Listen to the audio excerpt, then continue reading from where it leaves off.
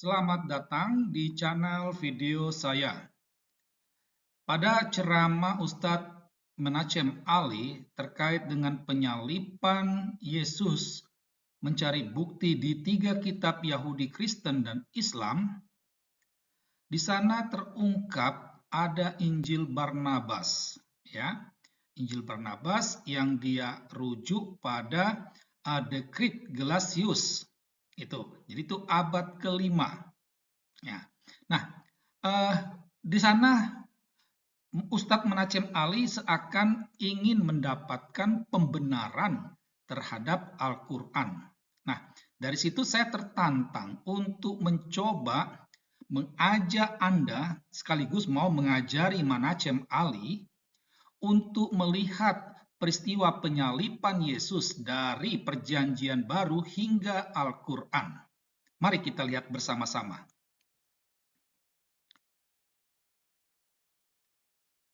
Peristiwa penyaliban Yesus itu diperkirakan terjadi pada tahun 33 Masehi. Jadi secara tidak langsung dalam sistem perabatan itu terjadi pada abad pertama, dalam abad pertama. Nah, peristiwa kematian Yesus di kayu salib ini ya, itu terekam dalam berbagai macam dokumen ya.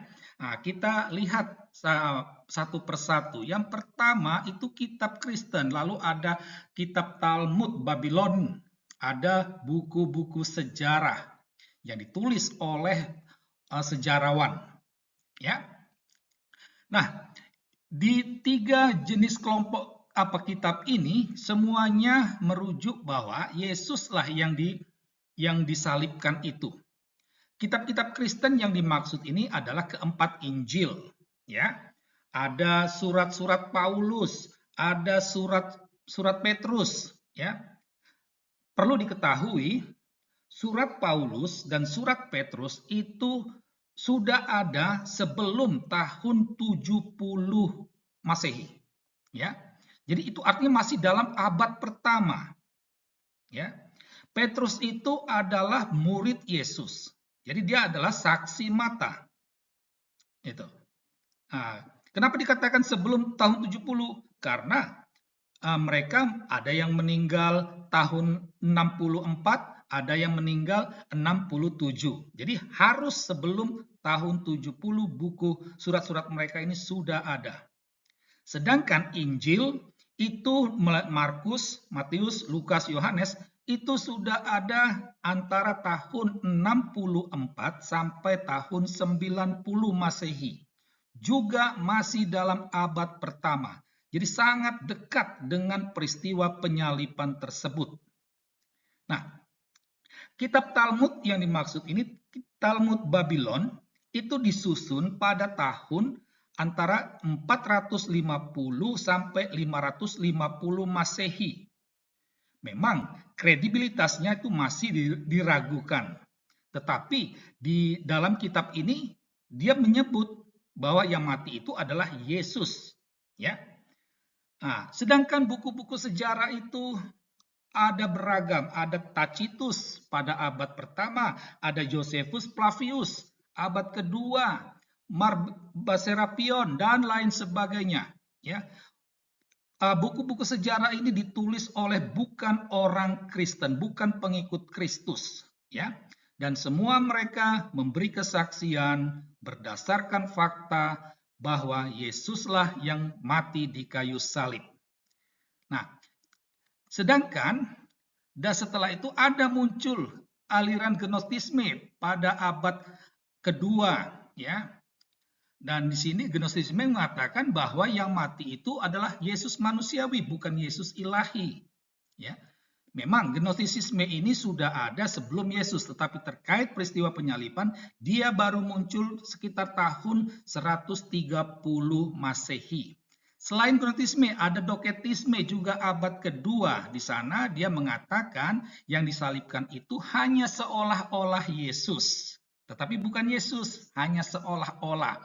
Lalu ada Basilides abad ketiga yang mengatakan yang mati itu adalah Simon Kirene.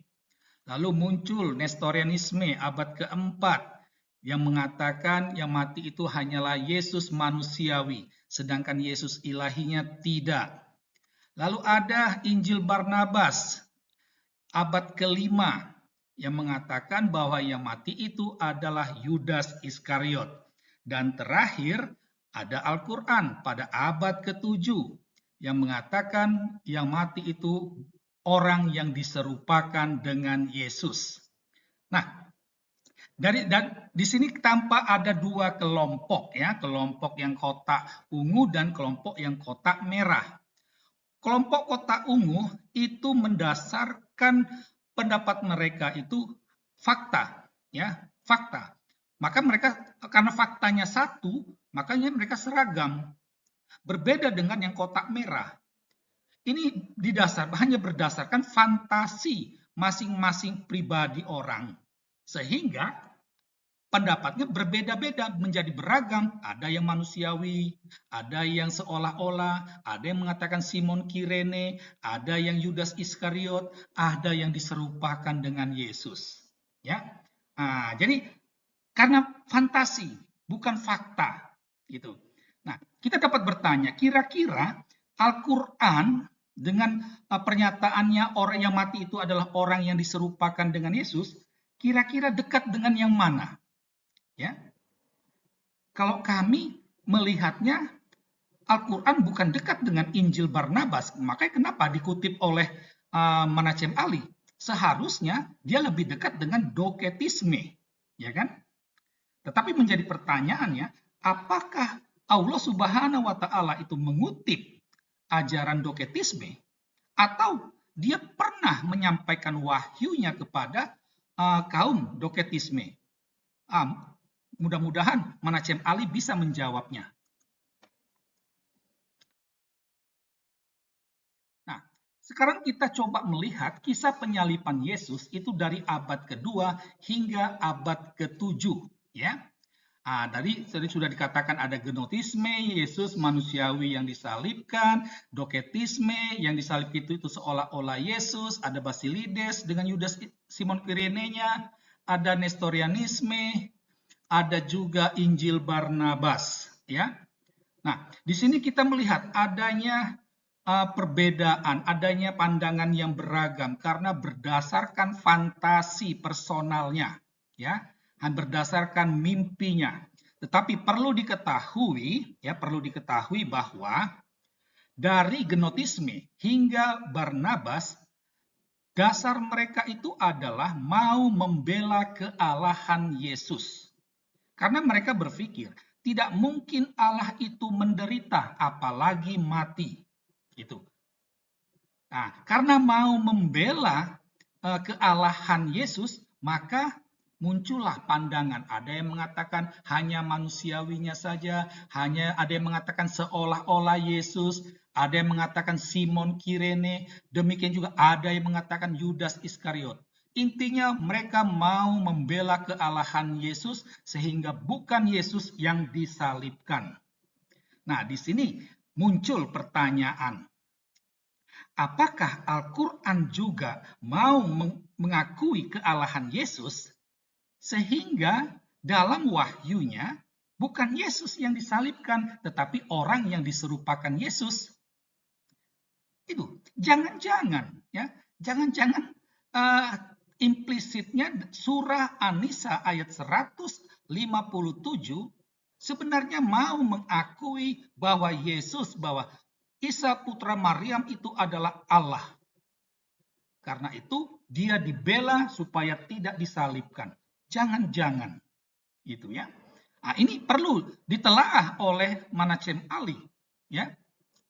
Nah, selain itu kami melihat beragamnya pandang dari gnotisisme sampai Injil Barnabas, ya, ini seakan-akan mau membenarkan apa yang dikatakan oleh Allah dalam surah An-Nisa ayat 157, ya. Sesungguhnya mereka berselisih pendapat tentang Isa selalu dalam keraguan-raguan tentang siapa yang dibunuh. Nah, jadi artinya dari abad kedua sampai abad kelima itu sudah muncul. Tidak ada kepastian, tidak ada kejelasan. Sehingga pada abad ke-7 ya, dia bingung Allah nih. Jadi siapa yang disalibkan? Itu dia mau menyampaikan wahyu kepada Muhammad ini, dia bingung karena Gnostisisme mengatakan ini, Doketisme dia mendengar oh ini, Basilides mengatakan Simon di Kirene, Barnabas mengatakan Yudas Iskariot. Jadi siapa yang benar? Karena itulah Allah menegaskan kepada Muhammad orang yang diserupakan dengan Yesus. Itu jangan-jangan seperti ini. Demikianlah tanggapan kami atas fenomena banyaknya pernyataan bahwa yang disalibkan itu bukan Yesus. Terima kasih telah menonton video ini. Sekian dan terima kasih.